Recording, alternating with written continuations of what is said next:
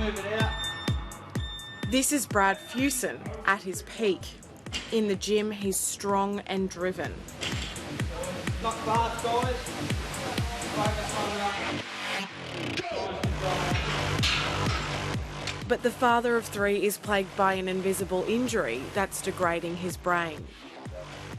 So I have traumatic brain injury resulting in pituitary dysfunction and Parkinson's disease and mild cognitive impairment. Brad blames his condition on concussions he sustained working in the military. That's as a result from over 150 mild to moderate traumas to the heads from my various services. He was in the Australian Army for a decade, serving in East Timor twice. He also worked in Iraq as a private contractor for the US Department of Defence. A lot of combat, a lot of IEDs, a lot of explosions.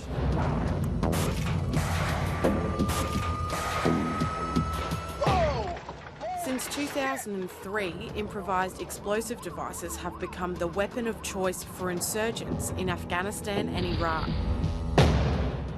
Research has shown the blast waves from IEDs can cause concussion, also called mild traumatic brain injury.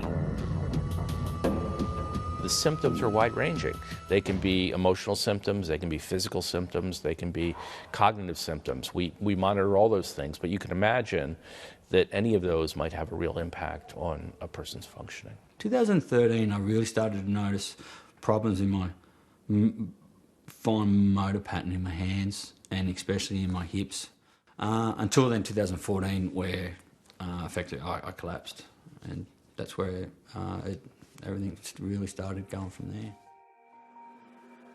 Desperate to find out what was wrong with him, Brad documented his decline on social media.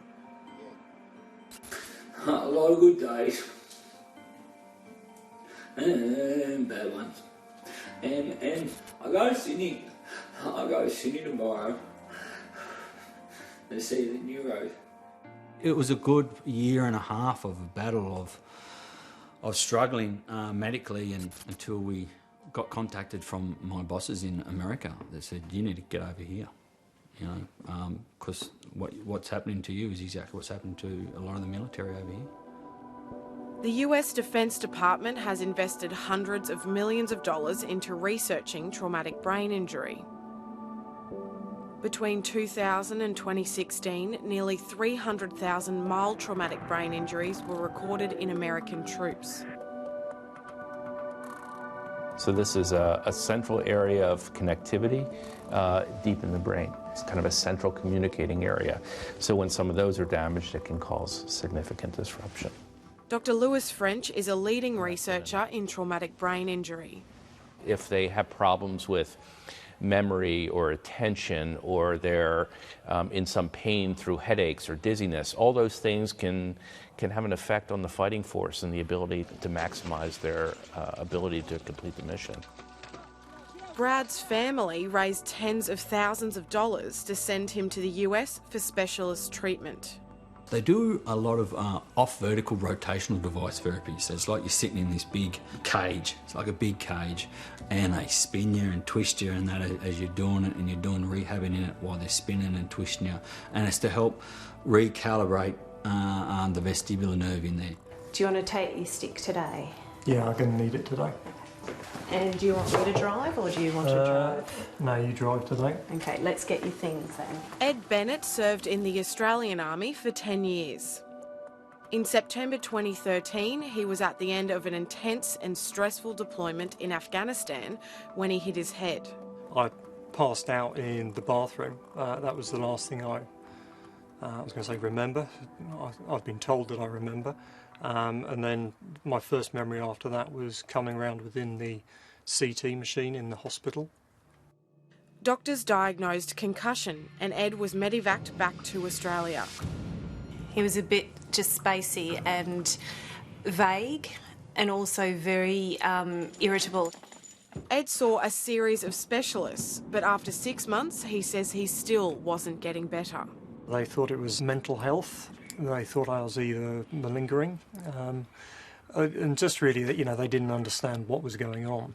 once anyone's been exposed to this, be it one concussion or a series, even in quick succession, they need, the Defence and the Department of Veteran Affairs needs to commit themselves to a long-term follow-up on these individuals, even if they aren't exhibiting symptoms at the time of their discharge. If it goes longer than about 7 days, that's when we start to get concerned that they might be in that, 5% or so who don't fully recover, and that's when we would refer them, to a specialist to look at, okay, what's going on, some more detailed testing to see what's happening.